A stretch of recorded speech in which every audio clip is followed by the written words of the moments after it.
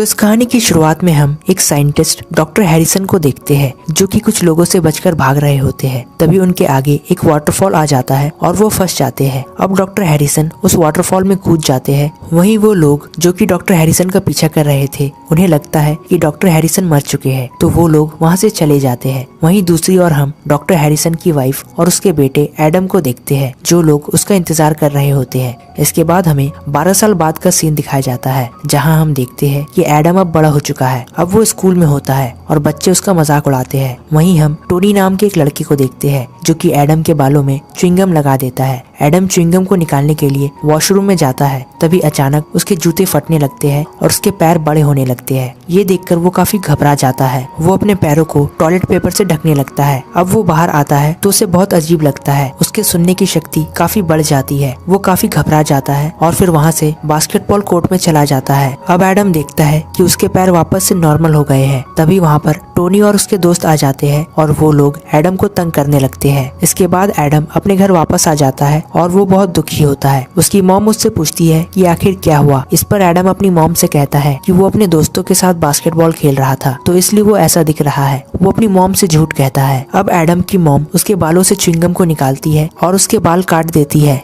अगली सुबह जब एडम उठता है तो वो देखता है कि उसके बाल फिर से बड़े हो गए हैं। अब वो गुस्सा हो जाता है और अपने बालों को जैसे तैसे काट देता है। उसकी मॉम जब उसके हेयर कट को देखती है तो उसे लगता है कि शायद उसने कल रात को ऐसा ही काटा होगा। अब उसकी मॉम उसे एक कैप देती है जिसे पहनकर एडम स्कूल चला जाता है। इसके बाद हम हैरिको नाम की एक कंपनी को देखते हैं जिसके ओनर का नाम ईस्टमैन होता है। वो अपने लोगों से कहते हैं कि हम बालों को अच्छा करने के लिए एक्सपेरिमेंट्स कर रहे हैं। हम इंसानों और जानवरों के डीएनए को मिलाकर एक सीरम बना रहे हैं जिससे कि बाल अच्छे हो जाएंगे। अब वो अपने लोगों को इसका डेमो भी दिखाता है जहाँ एक आदमी को लाया जाता है और उसे वो सीरम इंजेक्ट किया जाता है। अचानक उस आदमी के बाल आ जाते हैं लेकिन वो बाल ज्यादा देर तक नहीं रहते। ईस्टमैन कहता है कि हम अब भी इस पर रिसर्च कर रहे हैं ताकि बाल ज्यादा देर तक ठीक रहे। वहीं दूसरी ओर स्कूल में एडम प्रिंसिपल से कंप्लेन कर देता है और टोनी और उसके दोस्तों को सस्पेंड कर दिया जाता है। अब प्रिंसिपल एडम को बुलाती है और उससे कहती है कि स्कूल में कैप पहनना अलाउड नहीं है। जब एडम अपने कैप को निकालता है तो वो देखता है कि उसके बाल वापस से बड़े हो गए हैं। अब वो घर आ रहा होता है तभी टोनी और उसके दोस्त उसे घेर लेते हैं और उससे लड़ने लगता है। अब एडम भी उनसे लड़ने लगता है और फिर अपने घर आ जाता है। टोनी और उसके दोस्त भी एडम के घर आ जाते हैं और पत्थर से एडम के घर के शीशे को तोड़ देते हैं। जब एडम कांच के टुकड़ों को साफ कर रहा होता है तभी वहाँ पर उसे एक सीक्रेट बॉक्स मिलता है जिसके अंदर कुछ लेटर्स होते हैं। उसमें एक एड्रेस भी होता है। जब रात में उसकी मॉम घर आती है तो वो देखती है कि एडम कुछ परेशान होता है। वो उससे कारण पूछती है तो एडम कहता है कि आपने मुझसे ये लेटर्स क्यों छुपाए जो कि डैड ने आपको भेजे थे।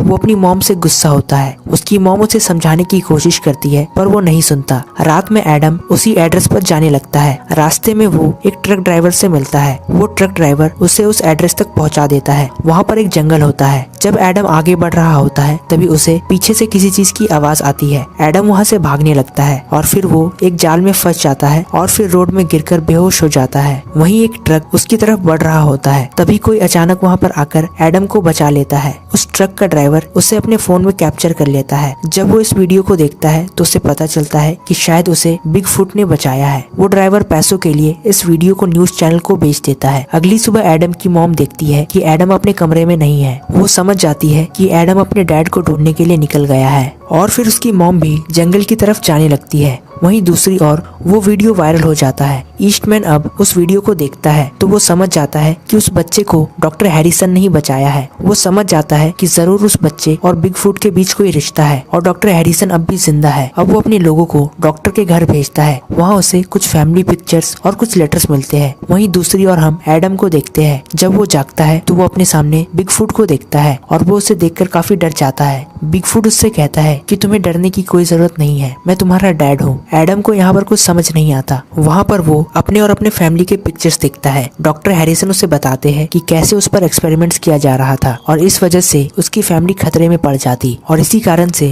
वो अपनी फैमिली से दूर रहता था। वहीं दूसरी ओर हम एडम की मॉम को देखते हैं जिसे ईस्टमैन के लोग किडनैप कर लेते हैं। अब हम वापस से एडम को देखते हैं। वो अपने डैड से कहता है कि उसे अपने अंदर कुछ अजीब सी शक्तियाँ महसूस हो रही है। अब उसके डैड उससे पूछते हैं कि क्या तुम्हें याद है कि आखिर तुम उस एक्सीडेंट से कितने जख्मी हुए थे। वो उससे कहता कहते हैं कि मैंने तुम्हें अपने हीलिंग पावर से ठीक किया। वो उसे बताते हैं कि तुम्हारे पास काफी सारी पावर्स है, तुम काफी दूर की आवाजों को सुन सकते हो। और फिर एडम के डैड उससे अपने स्पेशल पावर के बारे में बताते हैं कि वो जानवरों से बात कर सकते हैं। वहाँ पर एडम एक भालू से मिलता है और वो यहाँ पर सभी जानवरों के साथ खूब मस्ती करता है। डॉक्टर हैरिसन एडम से कहते हैं कि मेरे डीएनए में कुछ स्पेशल था और इस वजह से ईस्टमैन मेरे साथ काम करना चाहता था और उसने मुझे ऑफर भी दिया था, पर मैंने मना कर दिया। तो ईस्टमैन ने मुझे धमकी दी और इसी वजह से मैं उससे बचने के लिए यहाँ पर छुपा हुआ हूँ। वहीं दूसरी तरफ हम ईस्टमैन को देखते हैं जो कि एडम की मॉम से बिगफुट और एडम के बारे में पूछ रहा होता है, पर एडम की मॉम उसे कुछ भी नहीं बताती। वहीं पर दो रकून्स ये सब देख लेते हैं और वो लोग डॉक्टर हैरिसन को इसके बारे में बता देते हैं। ये सुनकर वो लोग काफी घबरा जाते हैं और फिर एडम कहने लगता है कि ये सब मेरी वजह से हुआ है, अगर मैंने उन्हें अकेला नहीं छोड़ा होता तो ऐसा नहीं होता। तभी डॉक्टर हैरिसन कहता है कि हम उसे ढूंढ लेंगे, पर एडम अपने डैड की बात नहीं मानता है और वो अपनी मॉम की तलाश के लिए निकल जाता है। हम देखते हैं कि ईस्टमैन के लोग एडम को किडनैप कर लेते हैं। एडम अपनी मॉम से मिलता है। ईस्टमैन उससे बिगफुट का एड्रेस मांगता है। एडम उसे गलत एड्रेस बता देता है। अब ईस्टमैन अपने लोगों के साथ एक प्लान बनाता है। वो एडम को एक कार में लॉक कर देता है और फिर आग लगा देता है। अब डॉक्टर हैरिसन एडम को बचाने के लिए वहाँ पर आता है। तभी ईस्टमैन उसे गोली से बेहोश कर देता है। एडम अपने डैड को वहाँ से ले जाने की कोशिश करता है। तभी एक बड़ा सा पेड़ उनके ऊपर गिरने लगता है। वो पेड़ उनके ऊपर गिरने ही वाला होता है। तभी वो भालू वहाँ पर आकर एडम को बचा लेता है और वहीं ईस्टमैन उसके डैड को अपने साथ ले जाता है।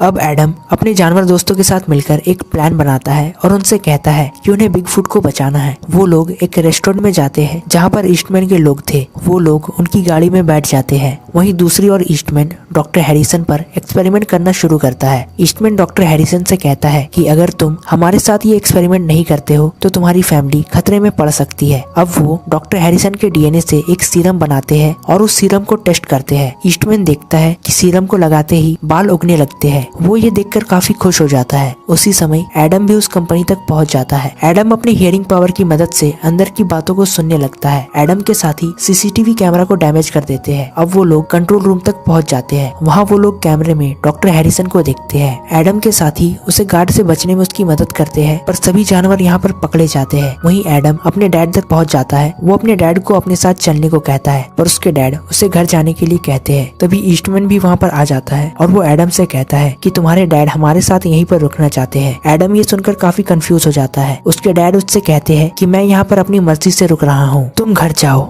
एडम समझ जाता है कि उसके डैड उसे बचाने के लिए ये सब कर रहे हैं। जब एडम वहाँ से जा रहा होता है तो वो अपने साथियों को पिंजरे में बंद देखता है। अब उसके दिमाग में एक प्लान आता है। वो जाते समय फायर अलार्म बजा देता है। सभी मेन डोर बंद हो जाते हैं। अब ईस्टमैन कंट्रोल रूम में दरवाजा खोलने के लिए कहता है, पर लोगों को लगता है कि आग लग गई है, इसीलिए सब लोग वहाँ से भागने लगते हैं। गार्ड ईस्टमैन को भी अपने साथ बाहर ले जाते हैं। अब एडम बिल्डिंग में वापस आता है और अपने दोस्तों को बाहर निकालता है। अब वो अपने डैड के पास जाता है और उन्हें अपने साथ चलने को कहता है, पर उसके डैड उसे घर जाने के लिए कहते हैं। एडम अपने डैड से कहता है कि अगर आप मेरे साथ नहीं जाएंगे तो मैं ईस्टमैन को बता दूंगा कि मेरे पास भी आपकी तरह पावर्स है। अब उसके डैड मान जाते हैं और उससे कहते हैं कि हमें यहाँ पर सब कुछ डिस्ट्रॉय करना होगा। वहीं ईस्टमैन एडम की मॉम को किडनैप कर लेता है। वहीं एक गार्ड वॉशरूम में जाता है तो वो वहाँ पर एडम के बाल देखता है जो कि अभी बढ़ रहे थे और वो समझ जाता है कि एडम भी बिगफुट है। वो ईस्टमैन को ये बता देता है। वहीं एडम और उसके डैड सब कुछ डिस्ट्रॉय कर देते हैं और वहाँ से बाहर आ जाते हैं। तभी ईस्टमैन वहाँ पर आ जाता है और वो डॉक्टर हैरिसन से कहता है कि अब हमें तुम्हारी जरूरत नहीं है, हम एडम के जरिए अपना काम कर सकते हैं। और फिर वो डॉक्टर हैरिसन को बेहोश कर ब्रिज से नीचे गिरा देता है।